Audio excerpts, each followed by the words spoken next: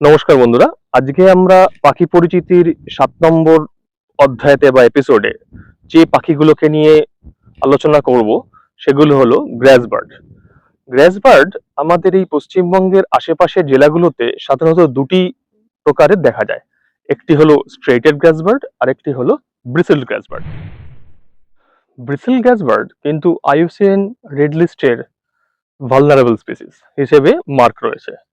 Vulnerable species মানে এরপর কিন্তু এরা আস্তে আস্তে বিলুপ্তির পথে এগিয়ে যাচ্ছে। এদেরকে বাঁচিয়ে রাখার বা এদের অস্তিত্ব বিপন্ন হওয়া থেকে টিকিয়ে রাখার জন্য কিন্তু আমাদেরকেই সচেতন হতে হবে।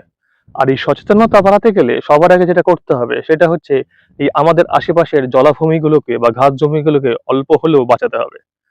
যেটুকু আমরা বাঁচাতে পারবো সেটুকুই কাজে দেবে এই গ্রেস বার্ডদের তাদের সংসারকে টিকিয়ে রাখার জন্য, তাদের অস্তিত্বকে টিকিয়ে রাখার জন্য। এমন একটা দিন আসতেই পারে আমাদের আশেপাশে যেসব জায়গাগুলোতে আমরা ব্রিসেল গ্রাস বার্ড দেখে অভ্যস্ত ছিলাম সেই সব জায়গাগুলোই আর থাকলো না। চলুন এবার দেখে নেওয়া যাক এই ব্রিসেল গ্রাসবার্ডকে কি দেখে চিনবেন। ব্রিসেল গ্রাসবার্ড কিন্তু স্ট্রিয়েটেড গ্রাসবার্ডের মতোই গায়ের রং, কিন্তু বেসিক ডিফারেন্স হচ্ছে এদের সাইজ। এদের সাইজ কিন্তু এদের স্ট্রিয়েটেড গ্রাসবার্ডের থেকে অনেকটাই ছোট। কিছু কিছু ক্ষেত্রে অনফিল্ড আমি পার্সোনালি কমন ব্যাবলার বলে গুলিয়ে ফেলেছিলাম।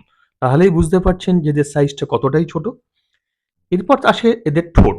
এদের ঠোঁট প্রজননকালে একদম কুচকুচে কালো হয়ে যায়, যেমন দেখতে পাচ্ছেন এই ছবিটিতে। নেক্সট যে পয়েন্টারটি একটু বিশেষভাবে মাথায় রাখতে হয় এবং খুব সহজেই যেটা চোখে পড়ে যায় সেটি হলো এদের সুপারসিলিয়াম। স্ট্রেটেড গ্রাসবার্ডের যেরকম সুপারসিলিয়াম খুব স্ট্রং, এদের ক্ষেত্রে ঠিক তার উল্টো। এদের সুপারসিলিয়াম অনেক ক্ষেত্রে এতটাই হালকা যে ঠিকমতো চোখেই পড়ে না। এদের সুপারসিলিয়াম হালকা, এটা যেমন একটা পয়েন্টার। এছাড়া আরেকটা দিক আপনাদেরকে খেয়াল রাখতে হবে, কেন এদের নাম ব্রিসেলড গ্রাসবার্ড। কারণ এদের ঠোঁটের গোড়ায় কয়েকটা গোফের মতো লোম দেখা যায়। অনেক ক্ষেত্রে বা বেশিরভাগ ক্ষেত্রেই দূর থেকে এটাকে ঠাউর করা কিন্তু বেশ কঠিন। সামনে থেকে প্রজননকালে দেখতে পেলে বা খুব ভালোভাবে বাইনোকুলার দিয়ে দেখলে তবেই একমাত্র আপনারা এই গোফের মতো যে লোমগুলো থাকে সেগুলো দেখতে পাবেন। এদের গানের গলা কিন্তু অদ্ভুত সুন্দর।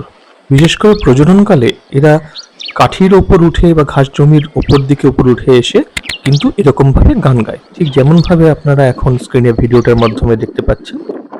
এরা যখন ওড়ে তখন এদের ডানাটা কিন্তু অপেক্ষাকৃতভাবে শরীরের থেকে ছোট মনে হয়। এটাও একটা বিশেষ পয়েন্টার যেটার মাধ্যমে আপনারা কিন্তু সহজেই ব্রিসেল গ্রাসবার্ডকে আইডেন্টিফাই করতে পারবেন। ব্রিসেল গ্রাসবার্ড কিন্তু আমাদের পশ্চিমবঙ্গে নেস্টিং করে বা ব্রিডিং করে। আমি পার্সোনালি প্রথম বসিপোতাতে ব্রিসেল গ্রাসবার্ড দেখেছি। আপনারা কোথায় দেখেছেন প্রথম ব্রিসেল গ্রাসবার্ড আমাদেরকে কমেন্ট করে জানান।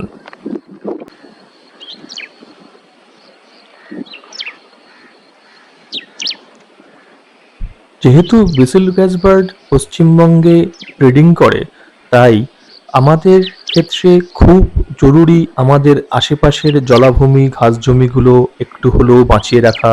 কারণ এইগুলো ছাড়া কিন্তু এই ভালনারেবল স্পিসিসটি আস্তে আস্তে বিপন্ন হয়ে অস্তিত্ব সংকটে পড়বে। আপনাদের যদি এই ধরনের ইনফরমেটিভ পাখির সম্বন্ধে ভিডিও দেখতে ভালো লাগে তাহলে অবশ্যই চ্যানেলটিকে সাবস্ক্রাইব করে রাখুন এবং পাশে থাকা বেল আইকনটিকে অন করে রাখুন। তাহলে যখনই আমরা কোনো ভিডিও আপলোড করব তার নোটিফিকেশন আপনাদের কাছে চলে যাবে।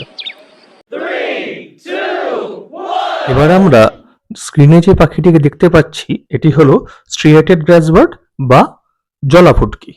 লোকেশন ভিত্তিতে এদেরকে কোনো কোনো জায়গায় ট্যাকট্যাকি বলেও ডাকা হয়। এবার চলুন দেখে নেওয়া যাক এই স্ট্রিয়েটেড গ্রাসবার্ড বা জলাফুটকিকে কিভাবে চিনবেন।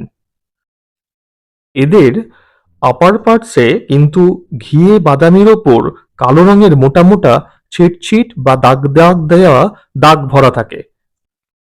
এদের ঠোঁটটা সরু হয় আর লম্বাটে টাইপের দেখতে হয়। আর এদের যে সুপারসিলিয়ামটা কিন্তু খুবই স্ট্রং এবং পরিষ্কার হয়ে বোঝা যায়। এবং সুপারসিলিয়ামটা দেখলেই মনে হবে আপনার একদম ঠোঁটের গোড়ার লোর থেকে চোখ ছাড়িয়ে পেছন অব্দি চলে গেছে। এবং সুপারসিলিয়ামটি সাদা এবং কিছু কিছু ক্ষেত্রে ঘিয়ে রঙেরও দেখা যায়। ছবিতে ঠিক যেমন দেখতে পাচ্ছেন এদের আন্ডার পার্টসটা কিন্তু সাদা রঙের হয় বা পেল হয়। বুক আর পেটের দুপাশটা ফিকে ঘিয়ে বাদামি রঙের হয়। এই স্ট্রেইটের গ্রাস বার্ড কিন্তু আমরা সাধারণত রাজারহাটে খুব বেশি পরিমাণে দেখেছি, আর বারুইপুর মার্সেসের বা বারুইপুরের অঞ্চলেও ভালোভাবে দেখতে পাওয়া গেছে। কিন্তু বর্তমানে রাজারহাটের যে অবস্থা, সেখানে তো ঘাস জমির খুব অভাব, জলাভূমির খুব অভাব। তো সেই জায়গা থেকে যদি ওখানে স্ট্রেটের গ্রাস বার্ড আপনারা কেউ ইদানিং কালে দেখতে পান, তাহলে অবশ্যই আমাদের কমেন্ট করে জানাবেন।